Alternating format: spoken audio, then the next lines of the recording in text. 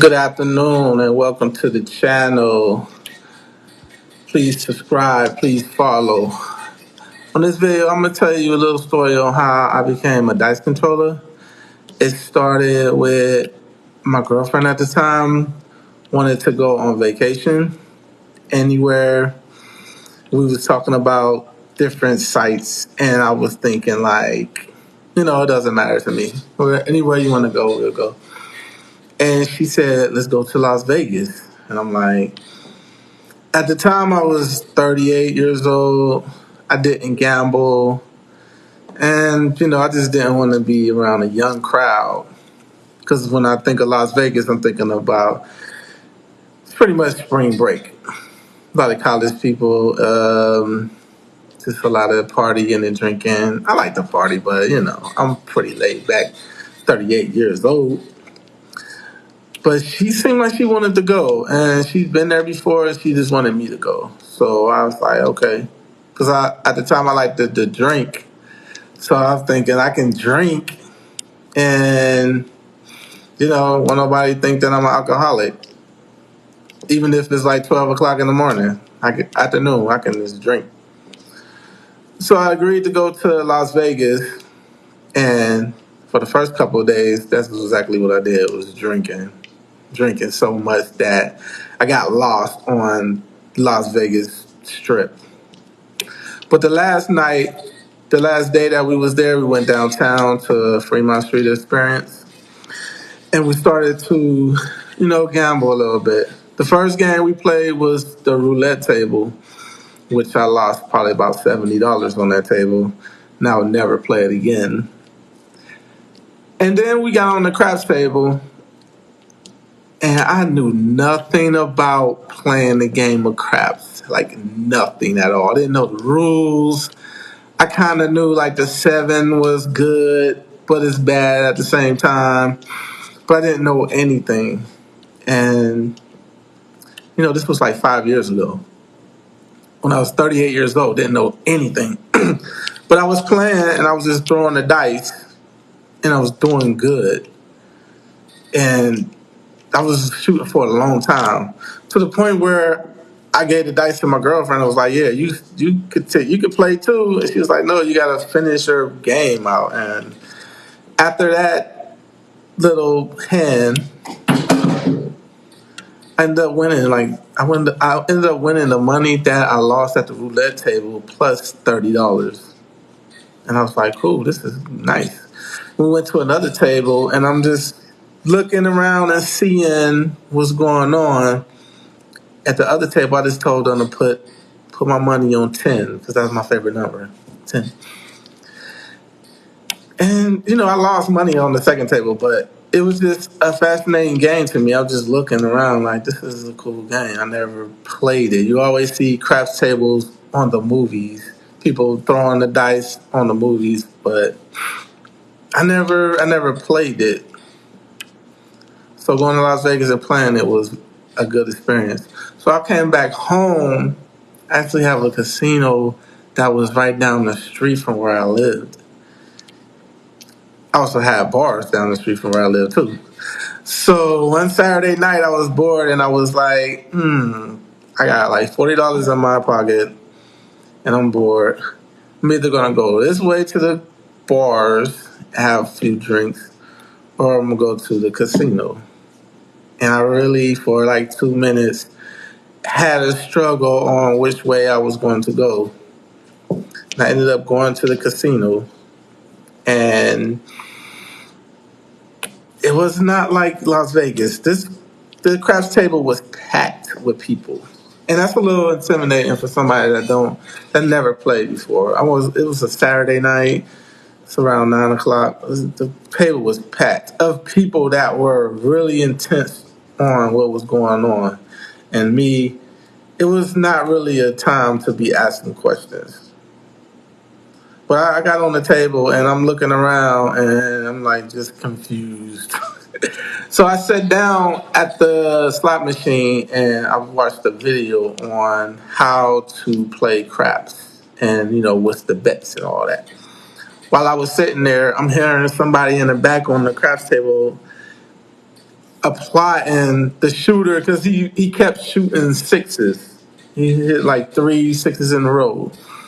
So I go to the table and I told the dealer to put my money on six.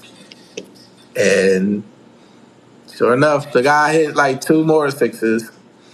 And then I started playing things like the field.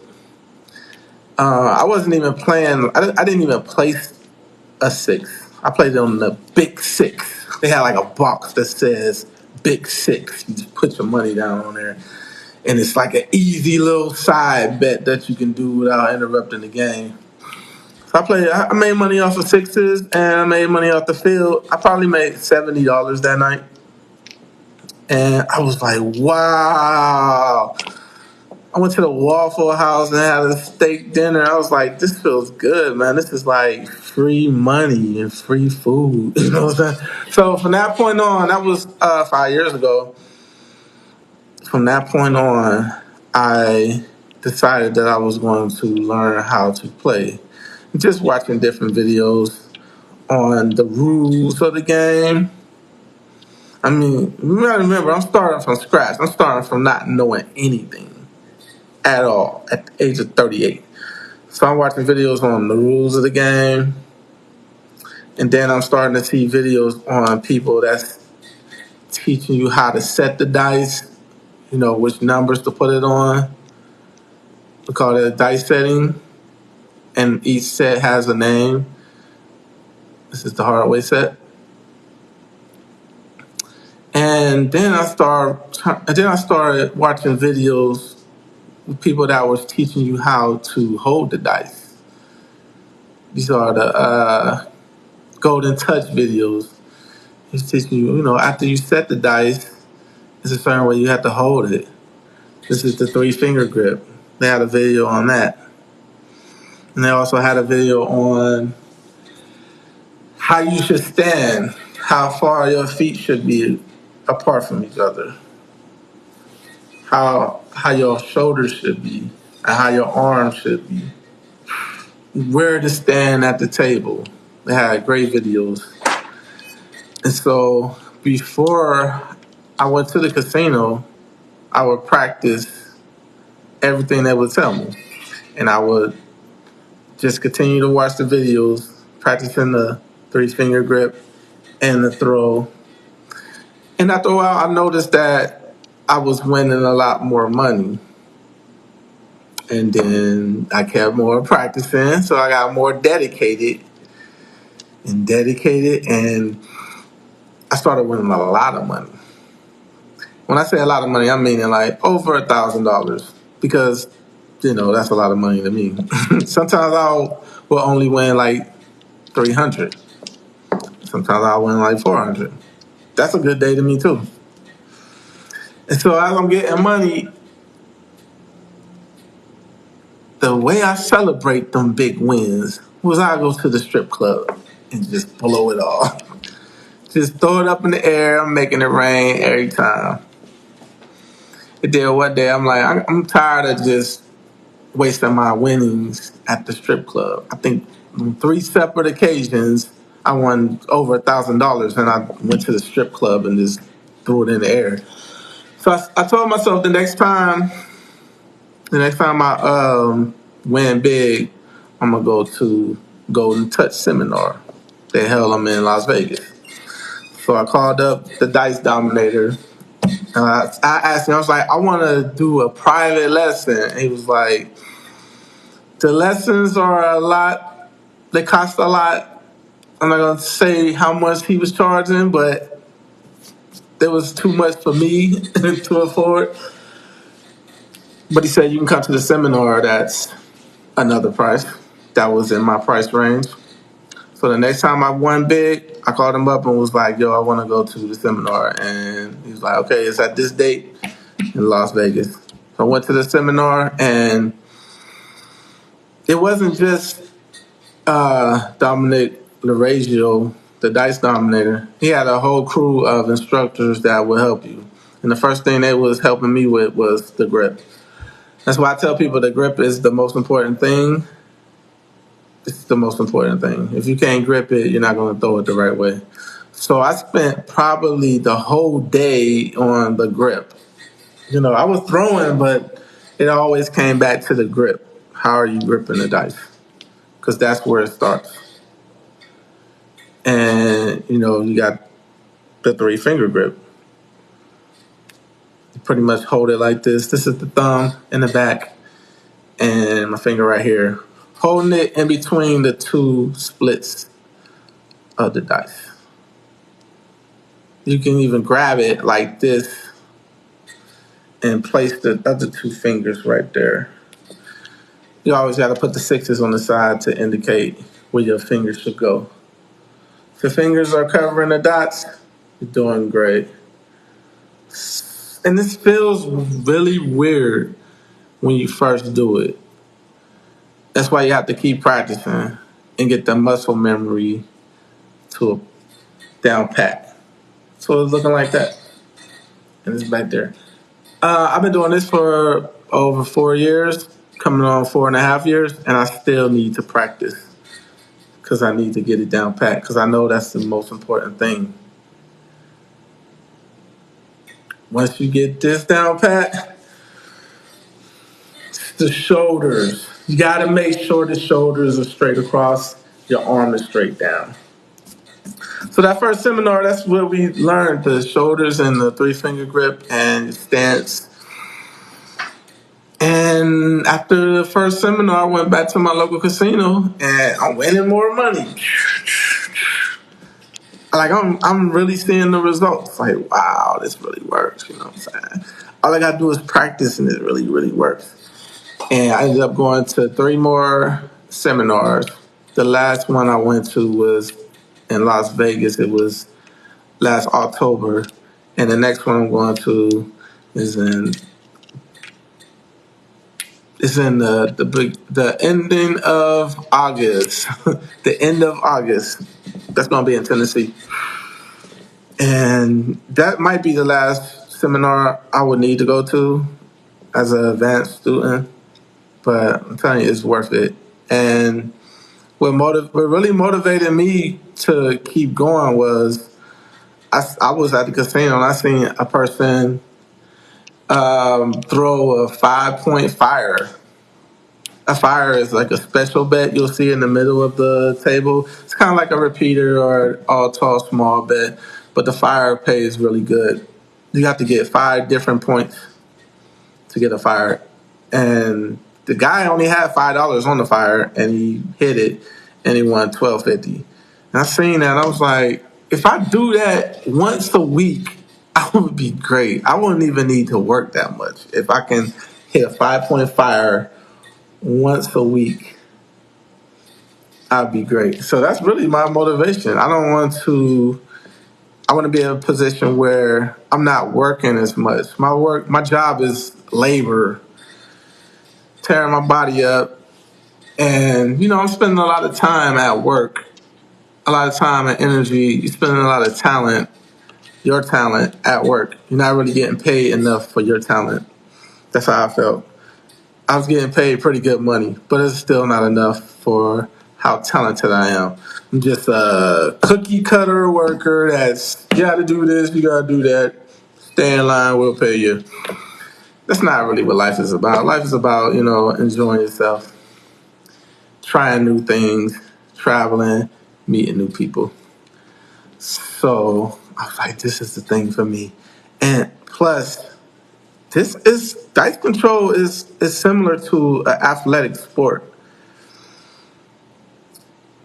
The more you practice, the better you'll get. And plus, it gives you that adrenaline rush that you might miss from playing basketball and hitting the game-winning shot or scoring a touchdown in football.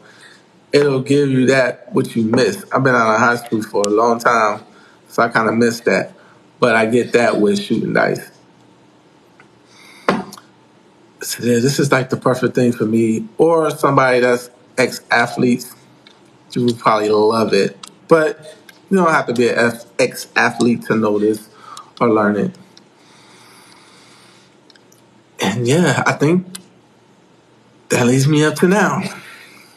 So I'm about to shoot a little bit. If anybody have any questions, uh, leave it down in the description in the comment section.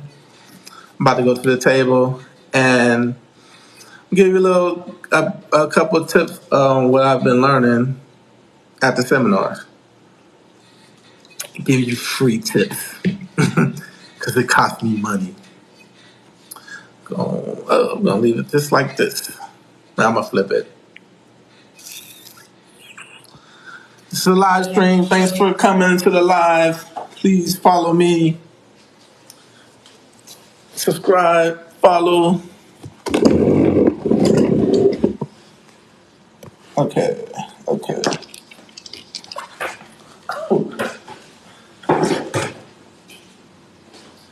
Right now we got one camera up. Another camera is tripping. But yeah,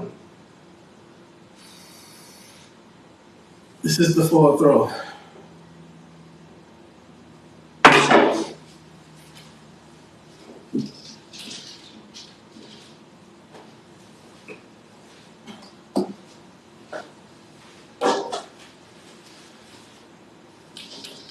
We always use the hard way set. Pretty much is the sixes on the left and the ones on the right, and just match the numbers. Whatever number you want on top, could be hard 10, hard 5, hard 8, hard 4. The most important thing is the 3-finger grip. Make sure your arm is straight down, stiff. Dice underneath your nose, left hand right here. I get on my tippy toes, but you really don't have to. Just gotta make sure your shoulders are straight across. Look at your target, aim, bring it back and forward. Back straight, forward straight. If you come back at an angle, you're gonna go forward at an angle. And your dice are gonna be at an angle. The trick is to throw the dice for a spin in the air straight. Also follow through.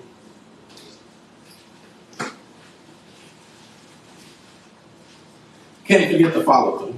Follow through pretty much is like when you're a basketball player and you shoot and you leave your hand up like that, or you're a baseball player and you throw and you leave your arm out like that. Same thing here. When you shoot, you gotta leave your arm out right there till the dice drop. That's important. That's the follow through. This is an athletic sport.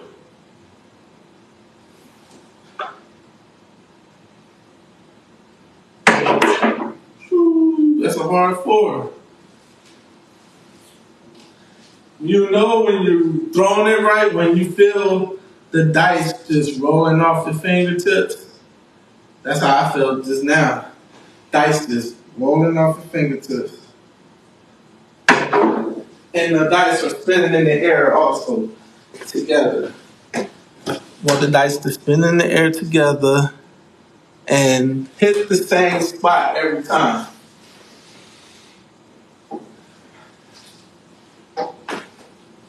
But it all starts with the 3-finger grip.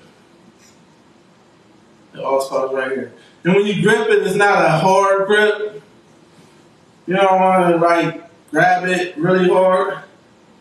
It's just a light touch. Light touch. Like you're barely holding it. Like if you unloosen it any further, it'll fall out of your hand. You want to have it, don't want it to fall out of your hand, but you want to have it to where it just might fall out.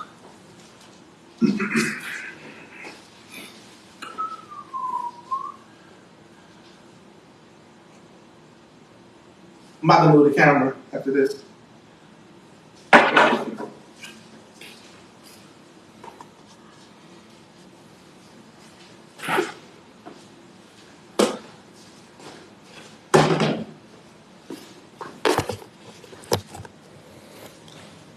Oh.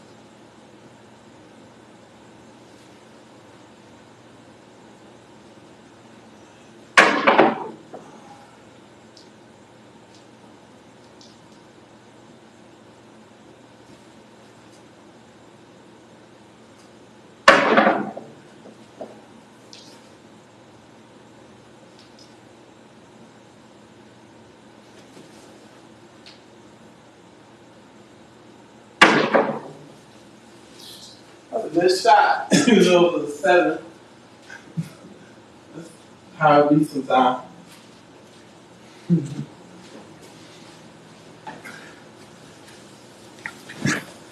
Sometimes it could be like a good shot. You can feel it and everything, but it'll be a 7.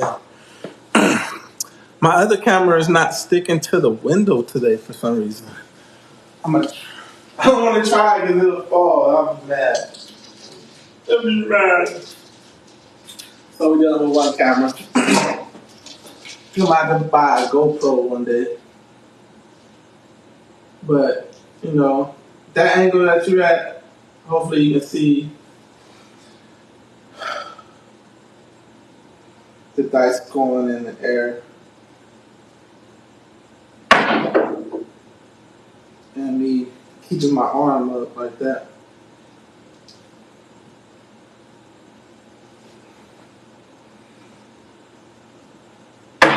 That was short. That was a result of me paying attention to the throw too much. Sometimes it's just like, when your muscle memory kicks in, just trust the shot and just throw it. Like that.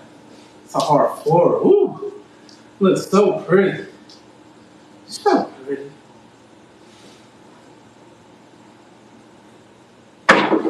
And the way that the dice are behaving, the dice behavior is what I call it.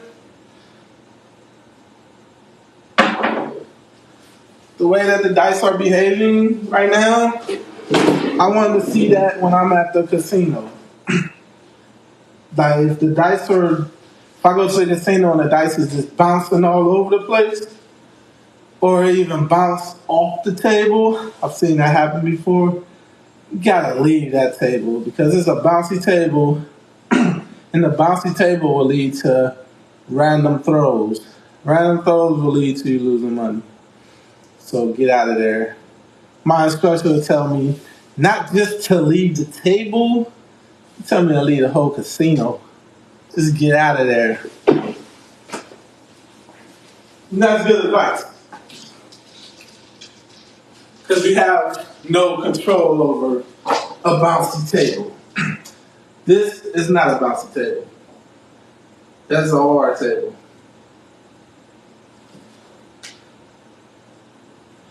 That's what I expect to see when I go to the casino. If I don't see that, I'm leaving. And I'm never coming back. It's casinos that I won't go. Casinos that I just won't go to. Not gonna name no names. But I know. Yeah, you want to hit the table the same, and you want to have the dice go in the same direction. That's the key. That's the key to winning. But it doesn't just come overnight. You have to practice. I think I'm like finally really, really good at it. And I've been doing this for 4.5 years. So if you're just starting out, don't get discouraged. Just practice harder. It'll come. Believe me, if I can do it, anybody can.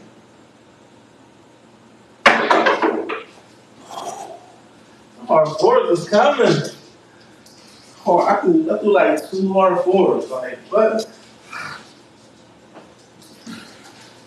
I don't even play the hard ways, but that's what you want to see. When you're throwing a lot of hard ways, you know that you're throwing the dice the right way. It means you holding the dice the right way and you rolling the dice the right way.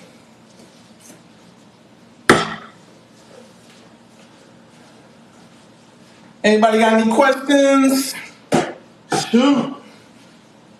Shoot. I love answering questions. I love telling stories. Anybody going to Vegas soon? I know I am. I'm going to Vegas in like a month. 3-finger grip. For those that just came in the chat, 3-finger grip is the most important thing that you have to learn. 3-finger grip. Once you get that down, make sure your arm is straight down. With the dice underneath your nose. You can write down on it, underneath your nose. Place your left hand right here. And all you gotta do is just make sure your shoulders are straight across. And your feet is shoulder width apart. Come back and forward. It's kind of like you playing putt-putt golf. This is it. This is the motion. Putt-putt golf. This is a sport, you know. So you come back. You don't even have to come back forward. Don't come back way back here. Just that much. Come back that much and go forward. But when you start coming back, you gotta go forward. Aim at the target. That's a hard 6. It's beautiful. Not saying that this is easy, especially getting the grip down pat. But after you get it, it's like tying your shoes. And there's been times where it's been like a while between practices, but you get it and you start throwing, it's like riding a bicycle. You never forget it. And you can look in the air and see if the dice is spinning together. That's how you know. That's how you know that you're throwing it right. That's how you know that you're holding it right. Wow. You don't want one dice to be in front and the other dice to be behind lagging. You don't want that. You don't want it to be spinning on the side either. That's all come with the throw, with the hold for real. All comes with the hold. It's like when you hold it, you gotta have equal pressure on it, meaning how tight you hold it. You gotta be a real light touch, and it has to be even. You have to cover both dice the same with the fingers. That's the key to the 3-finger grip.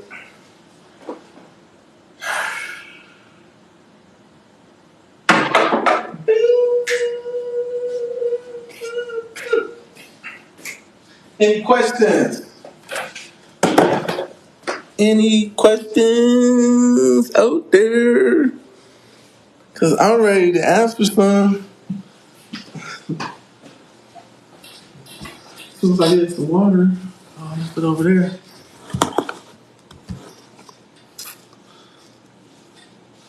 Any questions? Ooh, it's a lot of questions. It said, how do you bet on the table to win? Are you still in here, Matt? Matt Dillon? How do you bet on the table to win?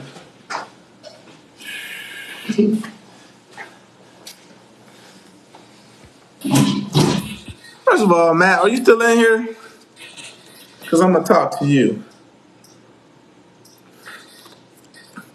But if you're not still on the table, if you're not still in here, oh, you're still in.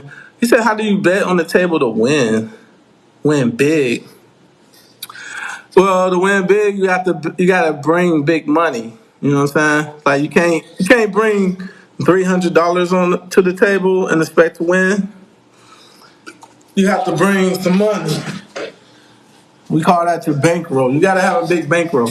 My bankroll is $1,000, and I win more with $1,000 coming to the table than I did when I only had $300. But the bet that I tell everybody to do is called the come bet, and it's right there. It's the come bet. It's the pass line also, but the come bet is the best bet to do because you can put odds on the come bet, and the odds is where you're gonna win. I mean, I'll be having a come bet of a 4. If you don't know what a come bet is, let me know. I'll kind of explain it. But the comeback is pretty much like the pass line. But I'll have a comeback that's a 4, and sometimes I'll have $100 on the odds because I know if I win, if I get another 4, that odds is going to pay me $200 just from the odds. You know what I'm saying? So yeah, I stack up the odds. Stack up the odds. That's just how it is. That's how you win big. And shooting the dice and betting the right way go hand in hand. Let me get some dice. We can play. We can play a little bit as soon as I get some dice. But yeah, betting the right way and shooting the dice go hand in hand. Because you can shoot the dice poorly. If you can't shoot, you're not gonna win. All right, check this out. Flip it. Okay. Say the table minimum is $15. All right. You put $15 in the come area. All right. Roll the dice. It's a 5. What they'll do is they'll put your money on the 5, somewhere right here. All right. And what you'll do is you be like, yo, I want them to be my odds. Say that is $100 in odds. Okay. They're gonna put it right here. $100 in odds. They're gonna put it like to the side. So now that's your point. That's your money right there. All you gotta do is throw another 5. Boom. That's a 9. It's a 7. Oh, you lose. Ah. But if you would have threw another 5, you would have won.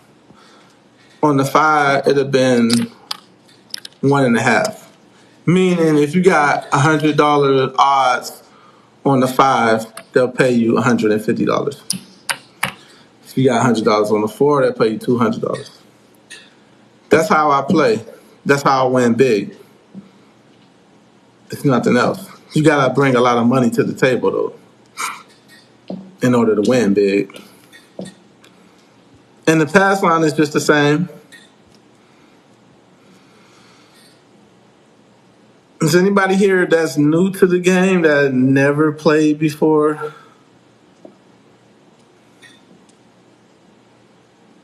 I gotcha. He said it was the comeback, yeah. I just kind of explained the comeback. Yeah, but like, you know what I'm saying? We threw, what was that? Like 2 throws, and then the 7 came. Now imagine if you would have placed bet. You'd have put money on every number. You would have lost a lot more. So comeback is good because you'll lose less. You'll lose less. And I got $1,000 bankroll. You know, I might have lost my little money right there, but I'm gonna get it back because I know how to shoot.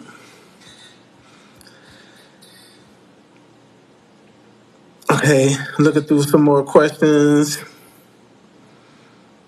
What is the stick man? The stick man is the person that stands in the middle of the table and retrieves the dice. When they throw the dice, the stick man has a stick and they bring the dice back. The stick man also will take bets. Like the stick man is responsible for the middle of the table, the hard way bets. And, stick man is also like, a referee that's making sure everything go correctly. You know what I'm saying?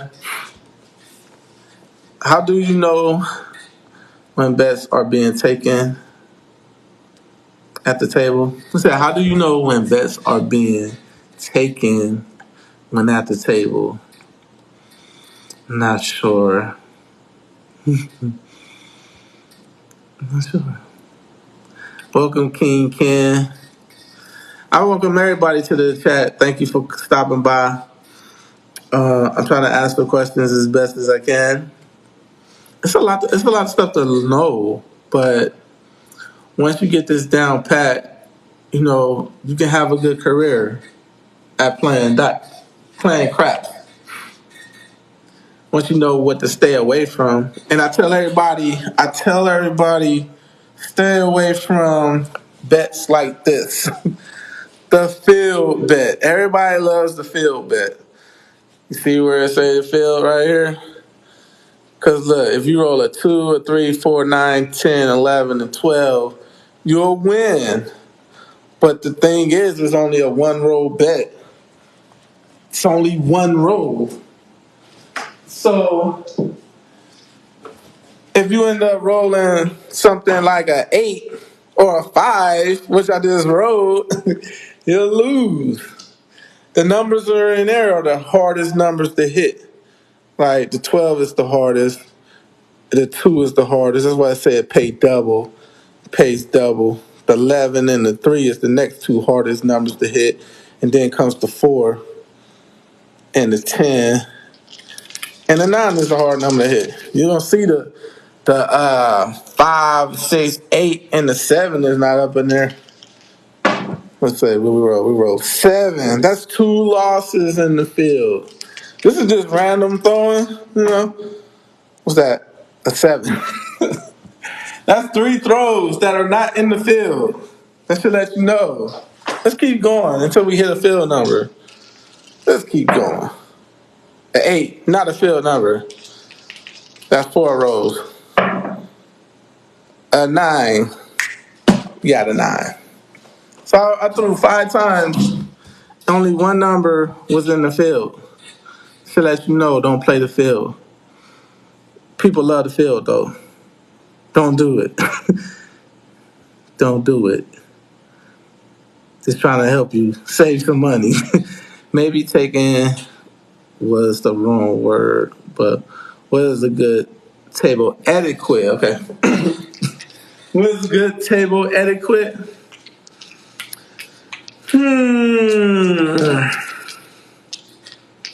I mean, you gotta know the etiquette, meaning the language.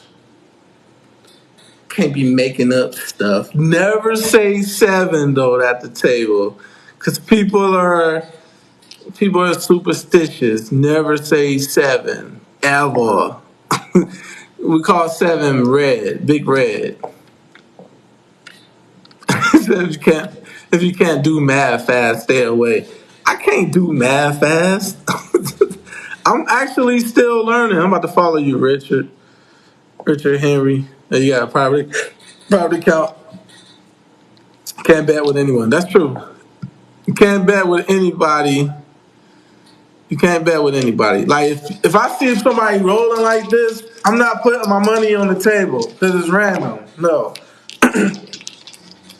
But if you can't do math fast, you can still play. I'm not good at math. I'm not good at math. So yeah, like what are other behaviors to avoid at the table? Stuff to avoid is don't mess with the shooter when they got the dice. Do not mess with the shooter because they need to concentrate. Especially don't mess with me because I get mad. It's a lot of money on the table. It's a lot of superstitious people that's on the table, and they'll get mad. I done seen a lot of fights break out on the craps table. You messing with the shooter, leave the shooter. They gotta stay in a zen moment. And also, if you're on the other side of the table, like they got two ends to the table. So way over there where the shooter is shooting at, if you're by where the dice land, don't put your hands out there because you mess up the dice.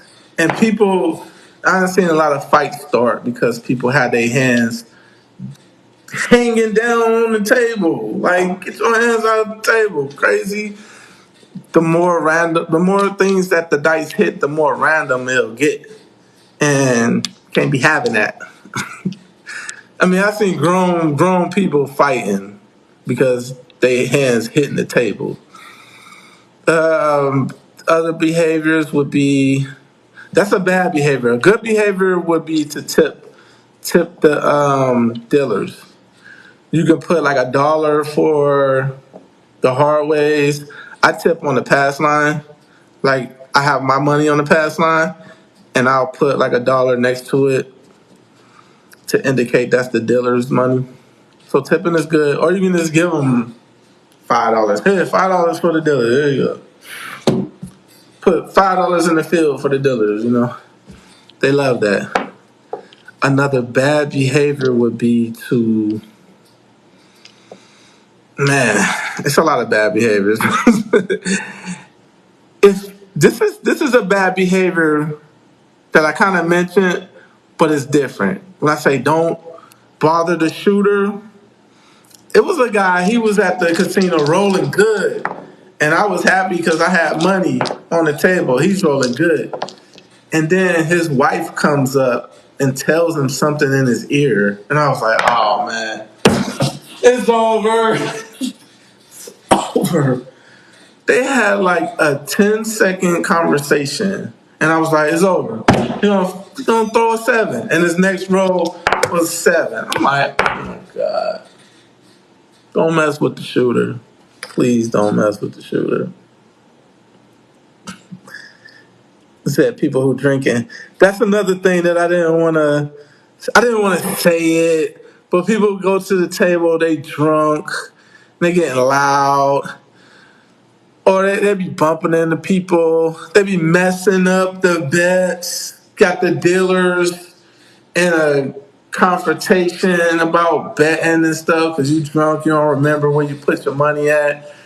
That's slowing down the game. And if it's somebody like me, I got the dice and I'm hot. I got a rhythm going. You coming in, you messing up the rhythm. Go home. I don't drink when I shoot. I mean, I can't tell nobody else what to do. I don't drink because I know how I get when I'm drinking. Stay sober. Only bet on yourself. Good question, Matt Dillon. He said only bet on yourself. That's what they teach us. They teach me to only bet on myself. But sometimes in order to get the dice, you have to bet on somebody. You know what I'm saying? So what I'll do is I'll do the 5 count. This is what we call the 5 count. We'll wait 5 rolls. This card. I'm about to explain the 5 count. This is not an easy explain. Okay. Do y'all see where it says 4, 5, 6, 8, 9, and there's a 10 over there, but it's off the thing. Those are called box numbers. So we about to do the 5 count. So you got a random shooter that got the dice. I'm not going to just put my money on the table. I'm going to wait until he rolls 5 box numbers. So he rolled that. That's a 6, 7, 8, 9. That's 1. That's 10. That's 2. That's a 4, 3, 8, 4, 6. That's 5. Okay, after those 5 rolls, then I'll put money in the come box. So he'll roll, He roll a 10. Then my money will go to the 10. And that's the only number. That's it. You gotta come. You gotta come a 10. So if he roll another 10, that I'll win. But if you don't, I'll lose. But I'm only gonna do one bet though. If he's a random shooter. And by random I mean he's ice cubing it. He's shaking them up, shaking them up, shaking them up. You know what I'm saying? But yeah, just because I have to bet on somebody in order to get the dice. And sometimes I want my comps to go higher. I'll bet on people, but I'm not betting a lot. I'm not betting a lot. I'm only betting the table minimum. Table minimum is 10. I'm putting $10 in the come box. And I'm putting $10 for odds. I'm not placing a whole bunch of bets. I see so many people that put money on every number. And then they got 2 rows and it's a 7 and he gone. That's a good question though, Matt. My Youngstown dude. What's up? What's up, Craps Dealer? Craps Dealer is from Ashtabula, right? Ashtabula. Watch the stick, man. He would 7 up. He said, watch the stick, man. He would set up 7s. Richard. That's crazy. Richard's talking about when the stick man roll you the dice, they'll flip the dice over and sometimes they'll flip it like this on a 7. And it's just a superstition thing. Like, I'm not gonna pick up the dice if it's looking at 7. Like, I done seen people get mad at dealers. Like, yo, don't be doing that. Don't you about to flip that again. Make it. Matter of fact, give me some new dice. Put your hands down. He said, putting your hands down on the end where the dice is going to land. Yeah, I already talked about that. Casino dealer, I think he just came in. We already talked about that. Like, people will fight you. Fight you. Welcome, everybody, to the chat. He said you need a hard 10, 4, 6, or 8. I don't play the hard ways. The way I just explained it, I might make a video on I feel like I'm talking loud. I might make a video on the 5 count. Cause I don't play the hard ways. We want to talk about the hard ways. Don't want to talk about the hard ways. Hard ways is not a good way to go, man. Hard ways is not a good way to go.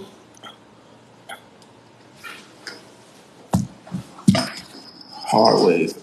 I can't get to it. Nah. I'm not gonna talk about the hard ways. I might make a video on the hard ways.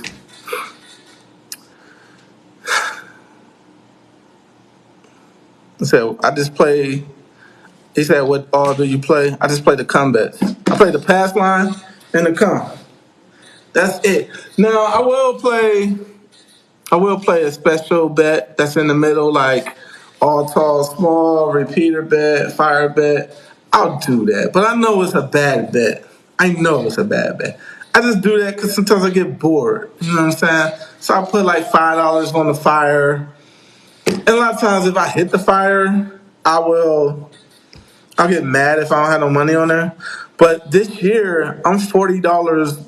I've lost $40 playing the fire. Like, meaning I played $5 here and there, and it equals up to $40, and I haven't got any return on that money yet. So I just wasted $40 playing the fire, and I keep track of that. You know, if I go to the casino tonight and I play the fire 3 times, $5, $10, $15. I spent $15 on the fire. How much am I getting back? So far, I haven't got nothing back.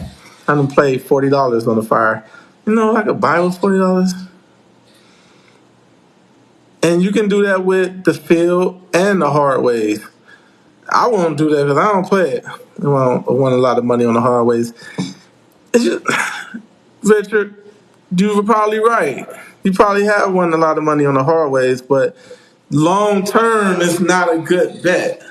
We're not looking for a quick win and a get out of town. You know what I'm saying? You want to be able to do the right bets that's going to continually have you winning money every time you go to the casino.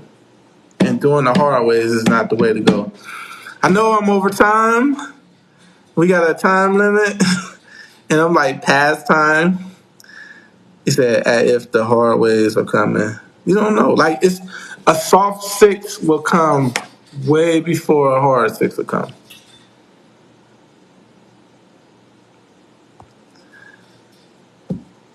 Dollar hard way. Parlay, you make $100 off a $1 bet. Gambling. There's a difference between a gambler and an advantage player. Gamblers will do that, what you said, dollar hard ways and parlay it. Gamblers will play the field. Gambling. You need to be an advantage player. You play to your advantage. You have to set the dice. Yeah, you gotta set the dice. Always. Always set the dice. Man, why is But yeah, you gotta always set the dice. But you gambling. If you playing anything besides the come and the pass line, you're a gambler. You're a riverboat gambler, and gambling is not. It's not gonna sustain you in the long run. It's gonna catch up to you. But it was fun talking to everybody. We gotta go. This is a great stream. This is a great live stream. So you know it. I hope y'all come back. Sorry for the ones that just popping in. But I'm gonna follow y'all. Follow me. You know when next time I'm on the live or doing another video. I appreciate all the love. All the love. I'll see y'all next time. Next time when we're doing the live stream tomorrow. I'm gonna do a live stream tomorrow at 11. At 11 a.m. So yeah, please follow me. Thank you, Richard Henry. See you. I see you. But yeah, come back tomorrow at 11. I might, if I'm feeling it, I might come on late night. But oh yeah, follow me on YouTube. Be putting on videos up there. Follow me on Instagram. On the TikTok page, they got a question and answer tab. Tap that, ask any of your questions, and I'm gonna make a video out of your questions. I'm gonna start doing that. I don't really have that many questions though. I got like one good question. So if you ask a question, I'll make a video of it. I'll shout you out. If you're looking for followers, you know what I'm saying? We're gonna help each other. So then until next time, come back at 11 o'clock tomorrow. See you then. Bye.